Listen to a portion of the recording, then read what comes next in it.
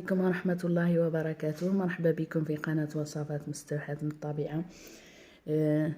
نتمنى تكونوا ملاح وانتم تشاهدوا في هذا الفيديو. نتمنى يلقاكم بصحة جيدة يا رب، اموركم كامل مليحة. اليوم شوية مريضة انا، على بها الصوت تاعي شوية مبدل. اليوم جبت لكم وصفة وصفة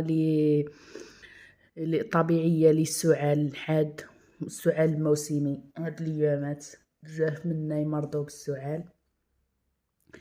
جبت لكم وصفة طبيعية بمكونين فقط راح تخلصكم من هذا المشكل بإذن الله في 3 أيام إذا داومتوا عليها. راهي وصفة طبيعية. نروحوا للمكونات. عندنا اللفت او الفيجل.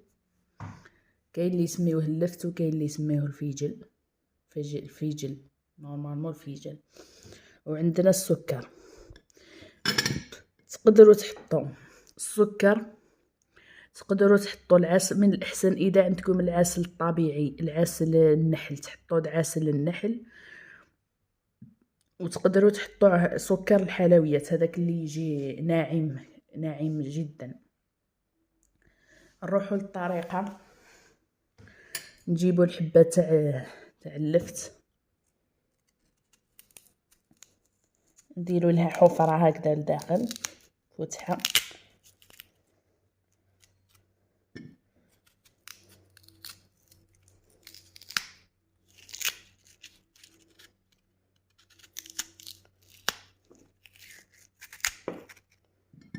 هكذا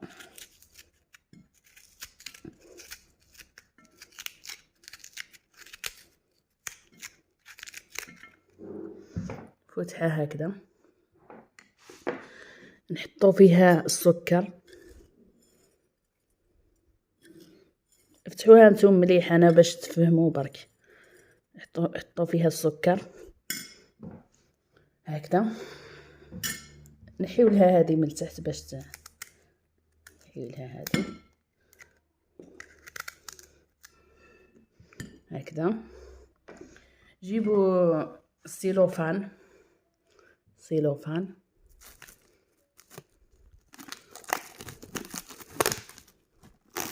نحيو شويه تاع السيلوفان، نغلفوها بالسيلوفان هكذا. وحطوها في المكان هكذا ليلة كاملة، 12 ساعة، ليلة كاملة. راحين تلاحظوا انا درت وحده البارح باش نوري لكم. هاي نحي لكم السيلوفان.